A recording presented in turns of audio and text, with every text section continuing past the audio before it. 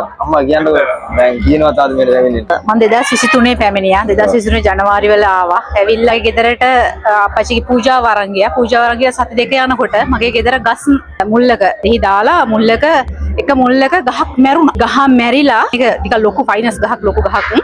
මැරිලා මම මේක ගලවලා අයින් කරන්න ඕනේ කියලා හිතලා අයින් කරනවත් එක්කම කහපාට මූඩිය දැක්කා.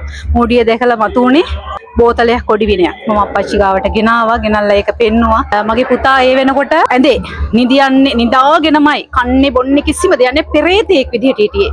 මගේ අප්පච්චිගේ ශක්තිය බලයෙන් අප්පච්චිගේ පිහිටෙන් දරුවා සුවාතට හැරිලා දෙහි ගෙඩියක් දුන්නා. ගේ ඇතුලේ පුච්චන්න දෙහි ගෙඩිය පිච්චුවා. පුතා සුව වුණා. සුව වෙලා අප්පච්චිගේ ආශිර්වාදයෙන් පුතාට ඇත්තටම අවුරුදු 18ක් වෙනකොටම ජනවාරි මම මේක කරේ ජනවාරි 22 වගේ පෙබරවාරි 15 වෙනකොට පුතාට පැනේෂියා බැංකුවේ රස්සාවක් ලැබුණා. දැන්ටත් අප්පච්චිගේ ආශිර්වාදයෙන් පිහිටෙන් මගේ දරුවා හොඳට වැඩ ටික කරගෙන ඉන්නවා.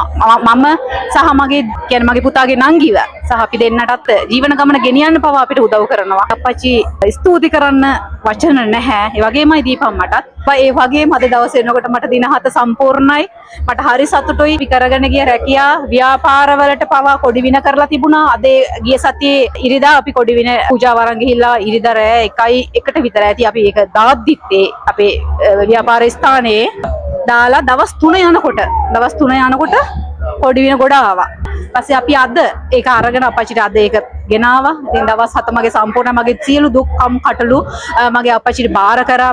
මේ විශාල පිරිසක් මුලාවටපත් වෙලා ඉන්නවා. තවටත් ඉන්නවා විශාල පිරිසක් මුලාවටපත් වෙලා මේ වගේ අසරණ ලෙඩ්ඩු ප්‍රශ්න කරදර හිරිහැර බාධා තියෙන අය විශාල පිරිසක් විවිධාකාර අයගේ ග්‍රහණයට අහු වෙලා ඉන්නවා. මම කියනවා සත්‍ය දැනගෙන සත්‍ය තැනට මේ තියෙන අප්පච්චිගේ සුවමැදුර ආනුරාධපුර කරුක්කංකුලම ගල්කඩවල තියෙන්නේ. ඇවිල්ලා මෙතෙන්ට ඇවිල්ලා සත්‍ය දැකලා සුව වෙන්න. තමන්ගේ කරදර බාධක ඉවත් කරගන්න පිහිටට අපේ අප්පච්චි මේ විශ්වයෙන් ලැබිලා ඉන්න විශ්වයෙන් දීලා තියෙනවා. ජනතාවට මොකද කියන්නේ? ජනතාවට කියන්නේ කිසිම හොරබරු වංචාවකට අහු වෙන්න එපා. මෙතන කිසිම මුදලක් අය කරන්නේ නැහැ. තමන් ඇවිල්ලා බලලා YouTube channel එකක් තියෙනවා බලන්න. ගෙදර ඉඳලා ආශිර්වාදය අරගෙන බලන්න. ඒ ආශිර්වාදයෙන් සුව වෙනවද මොකද බලන්න එන්න. අපේ අප්පච්චි ගාවට එන්න. ඇවිල්ලා බලලා සුව වෙන්න. සියලු කරදර බාධක ඉවරයි. අතරම මෙතෙන්ට එනකොට ප්‍රශ්න ටික නැහැ. ඉවරයි. අපි අරහෙන් එන්නේ ලොකු ගින්දරක් අරගෙන. මෙතෙන්ට පය තබනකොට ඒ ගින්දර නිවිලා.